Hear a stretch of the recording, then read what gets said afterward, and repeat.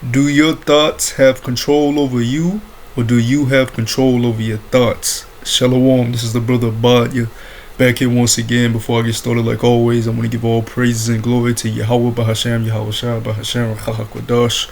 Double honors to my teachers, the elder apostles of Great Millstone, and shalom to the hopeful elect.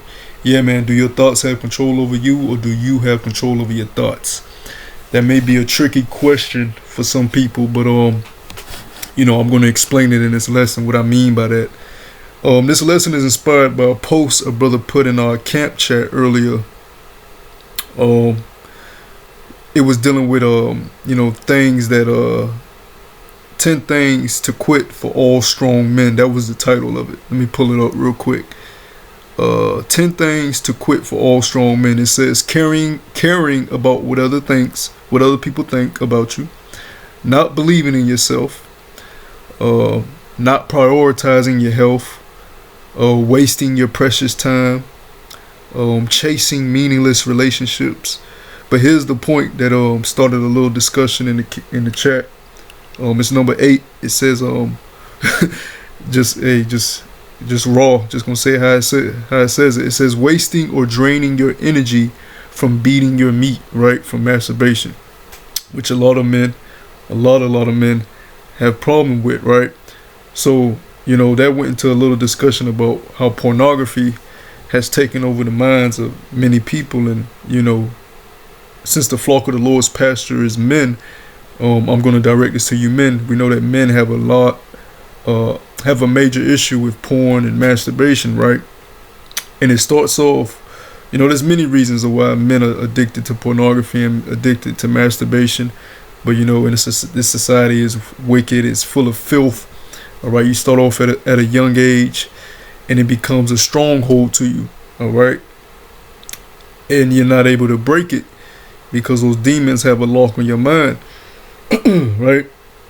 So that had me, meditating upon it. Like, a lot of things that brothers deal with is because, they're letting, their wicked thoughts and their lustful thoughts and their mischievous thoughts and their, demonic thoughts control their actions instead of, putting forth their best foot forward through the spirit and power of Yahweh Shimano Shah to overcome those thoughts. All right.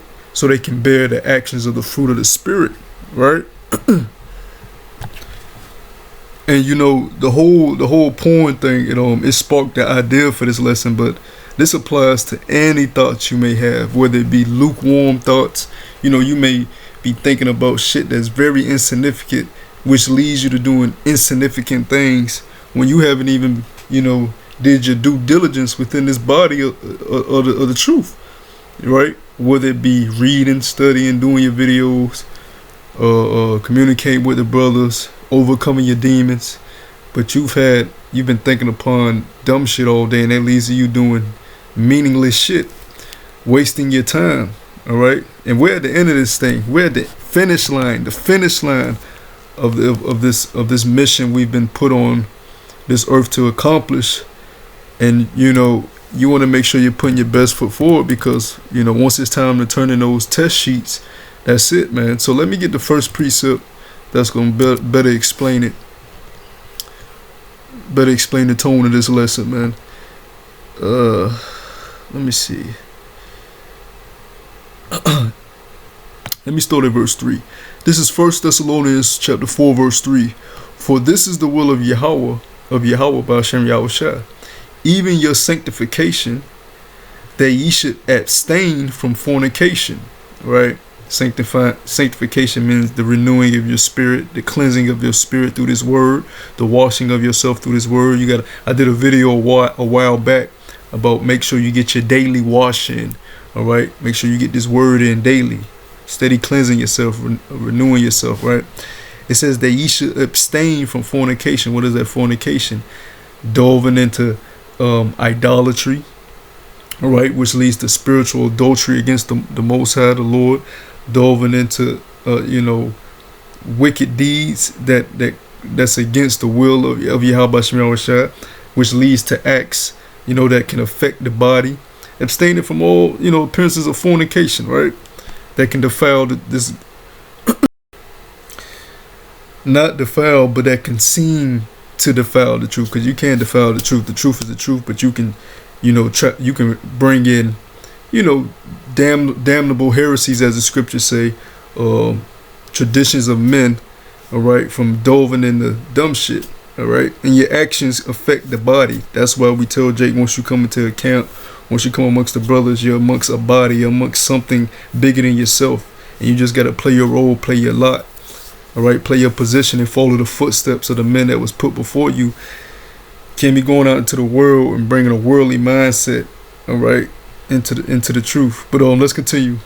Verse 4, that every one of you should know how to possess his vessel in sanctification and honor, right? Because your body, your vessel, is the temple of the Lord. So you're supposed to be glorifying the Lord in your body, your temple. So you should know how to possess your own vessel. Verse 5, not in the lust of concupiscence, right? Not in the lust of concupiscence, even as the Gentiles which know not Yahweh Bashim Yahushua, right? And that word concupiscence,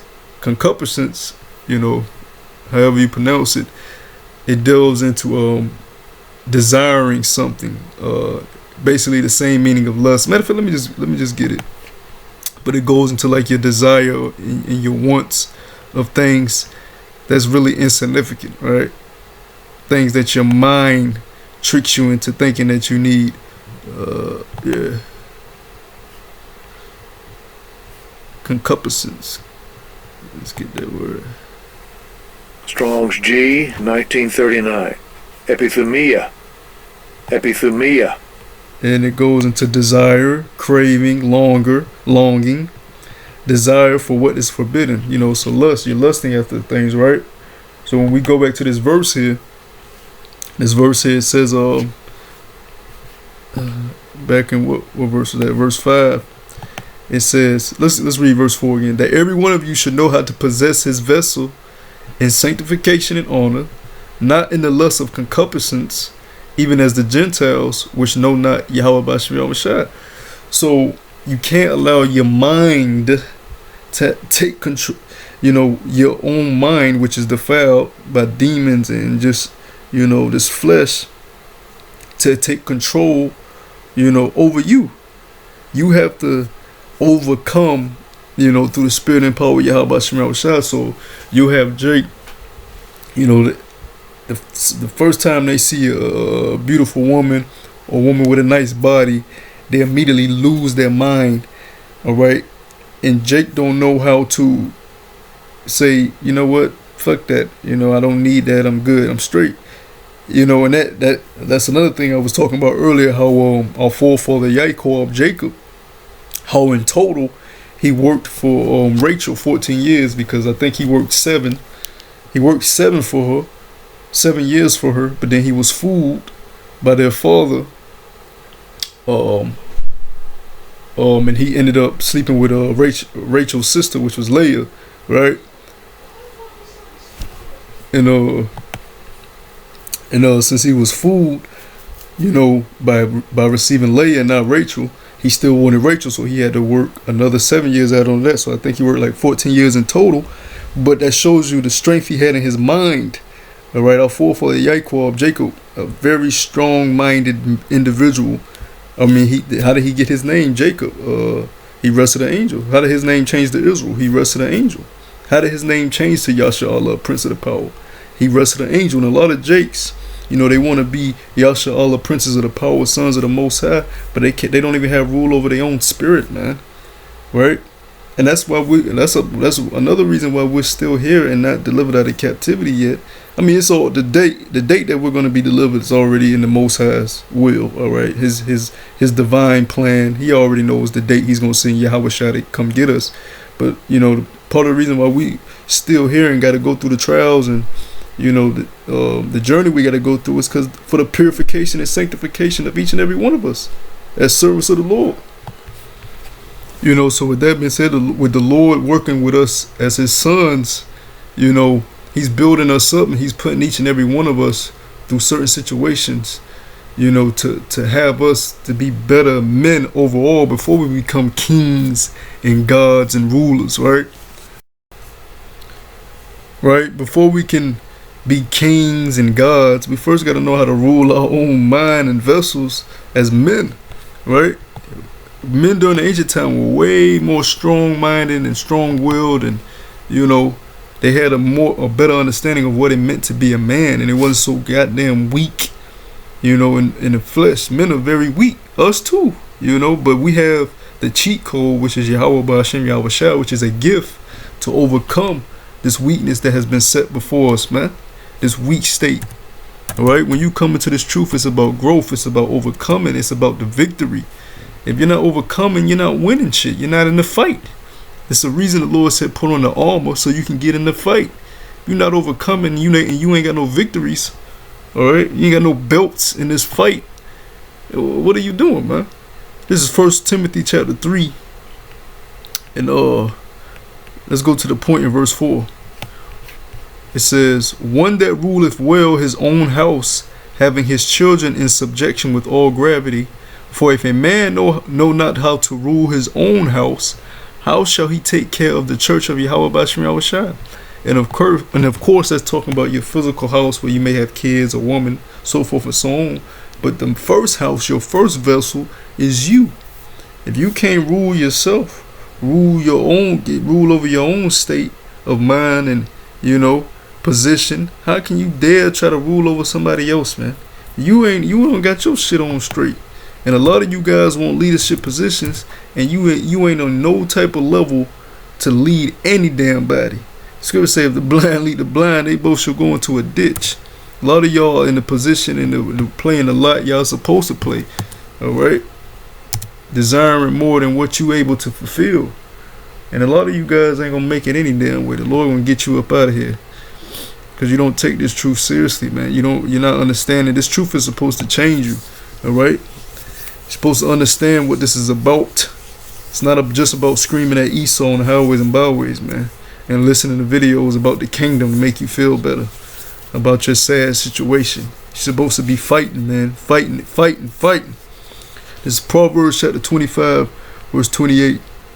He that have no rule over his own spirit is like a city that is broken down and without walls. So a city that is broken down, don't got walls, is going to be invaded by any and anybody that comes by. All right. So if your spirit like that, any type of temptation, any type of lustful thought, it can be about a woman, it can be about nigga shit. All right.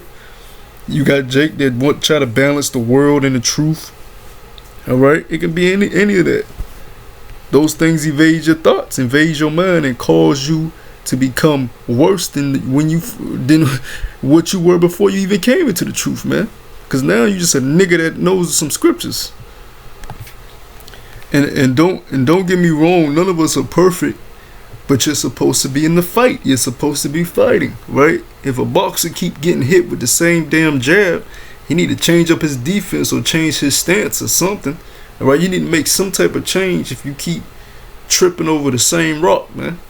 If you're not making any changes, any adjustments, or showing the Lord that you're at least trying to fight, then look, man, it's only a matter of time before the Lord throw the trash away.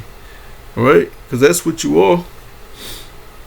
Here it is. You take this precious gift and you take it for granted. All right, just to be, just to say, yeah, I know I'm an Israelite, man. The Lord ain't looking for those type of men. He's looking for warriors, soldiers, right? Let's get 1 Peter chapter 5. It says 1 Peter chapter 5, going to the point in verse 8. It says, be sober, be vigilant, because your adversary the devil as a roaring lion walketh about, seeking whom he may devour. Let's get that word vigilant. Alright. Jake ain't sober, they ain't being circumspect, because their mind filled with too much folly and insignificant bullshit that don't matter. That word vigilant. Strong's G 1127. Gregareo. To watch, give strict attention, to be cautious, active, not sitting on your ass, to take heed lest the remission and indolence some destructive. Let me read that again, let me read that one again from the top, because it's a good one. To take heed lest through remission and indolence some destructive calamity suddenly overtake one. So you gotta steadily be in the fight, steady watching, man. We really don't have time to be, intermingling ourselves in worldly affairs and dumb shit, man. But Jake loves it to be so, but Jake gonna find out the hard way, man. Cause it's about to get the real test, the real trial is about to hit hard. All right. And I want to get this one precept here, to basically wrap this up, because I didn't want to make this too long. Videos like this, I don't like to make too long, but yeah, man, have control over your thoughts, man. The only way to do that is to abide in the truth, abide in the spirit. All right, abide in the spirit of Yahweh Shimano Shah, and to fight, to actually fight, and to want to fight. All right, you got Jake don't even be wanting to fight, man. Let me see, because the Lord said something key about lust, man. And this doesn't just apply to women. This can apply to anything that doesn't benefit you in this truth, in your walk, in your faith, right? I think it's further up. Yeah, it says, this is Matthew chapter 5, verse 27. Ye have heard that it was said by them of old time, thou shalt not commit adultery. But I say unto you, that whosoever looketh on a woman to lust after her hath already committed adultery with her in his heart. So, like I said, none of us are perfect, but you want that mindset of, to be focused on your purpose and your walk as a man. All right. And please understand what this lesson is talking about. It ain't saying you can't deal with women, or you can't, have a good time every now and then, go out somewhere and chill. It ain't saying that, but you gotta make sure your thoughts are not hindering your growth in this truth. That's the point I'm trying to get across. That your thoughts are not hindering your growth in this truth, because it's about growth. It's about overcoming, man. So make sure you are overcoming to have control over your thoughts, and not letting your thoughts have control over you. All right. So hopefully that was edifying. To the next time, I say shalom.